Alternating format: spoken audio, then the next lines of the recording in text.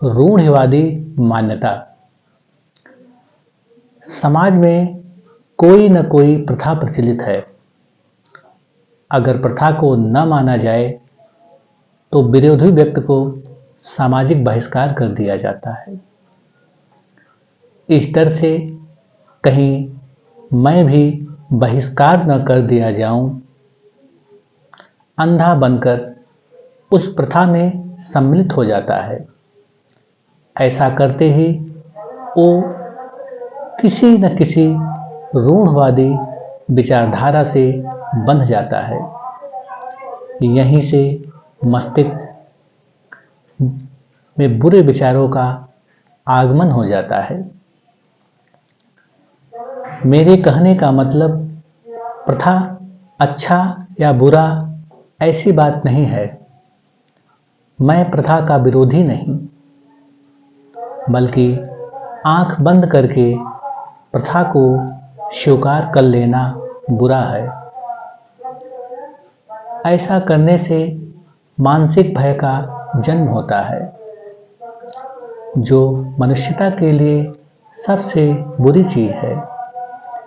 इसलिए क्षम के भय के प्रति जागो। ऐसा करते ही बंधन को स्पष्टता के साथ देख सकोगे। जागते ही बंधन मुक्त हो जाओगे। मैं ये भी देखता हूँ, आप क्षम के अनुसार किसी दिव्य स्थली पर होते हैं तो कोई न कोई विचार खड़ा हो जाता है। वास्तव में आपका विचार वहाँ होता है, क्षम आप नहीं होते हैं।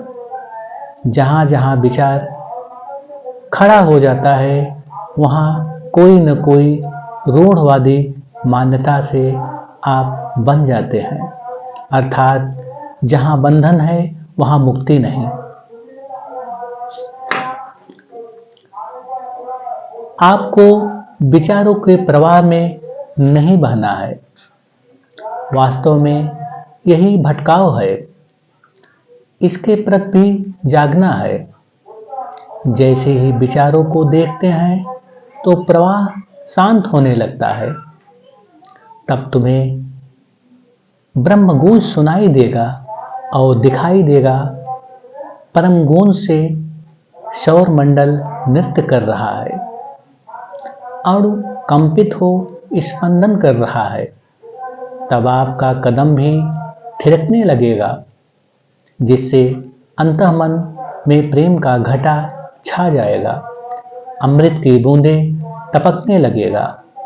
तपती भूमि शांत रस का सेवन करेगा, जिससे परमानंद का फूल खिल जाएगा।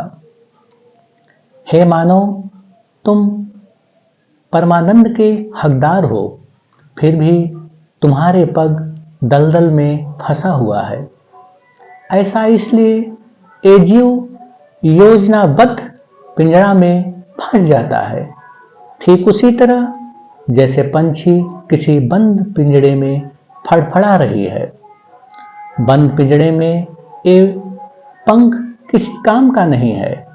अंततः उसके पंख सिमट जाते हैं।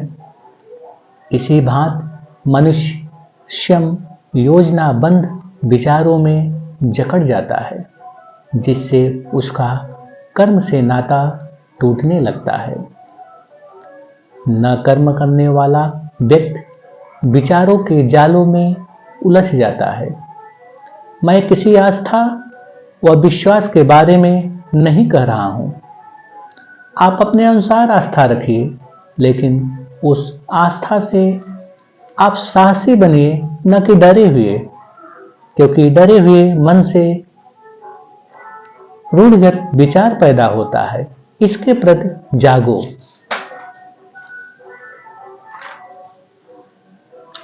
जैसे ही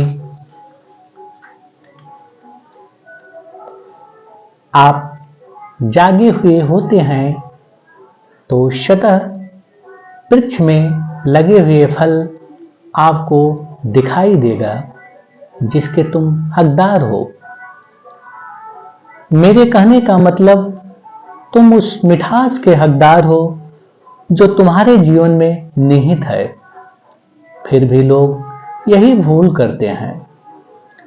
उनका श्रद्धा फायदे के दृष्टिकोण पर निर्भर होता है। यदि फायदा न हुआ तो श्रद्धा रुष्ट में बदल जाता है। आप अपने फायदे के लिए चुनाव करते हैं, अंततः दुख में पूरा जीवन व्यतीत करते हैं। जो श्रद्धा फायदे के दृष्टिकोण से रखा जाए वो तो स्वार्थ है। आप ऐसा न करें, लेकिन अपनी सुनवाई के लिए मालिक के दरबार में धन का सहारा लेते हैं। उन्हें लगता है मेरे चढ़ावे से वो खुश हो जाएगा। जो सौंदर्य का मालिक है उसे कौन सा सौंदर्य दिखाकर खुश करोगे। मैं नहीं कह रहा हूं चढ़ावा नहीं करना चाहिए, ये तो भक्तों के लिए मालिक का प्रसाद है। मेरे कहने का मतलब तुम निस्वार्थ भाव में रहो। ऐसा करने पर जहां तुम होगे वहीं मालिक की कृपा बरसने लगेगा। ओम शांति।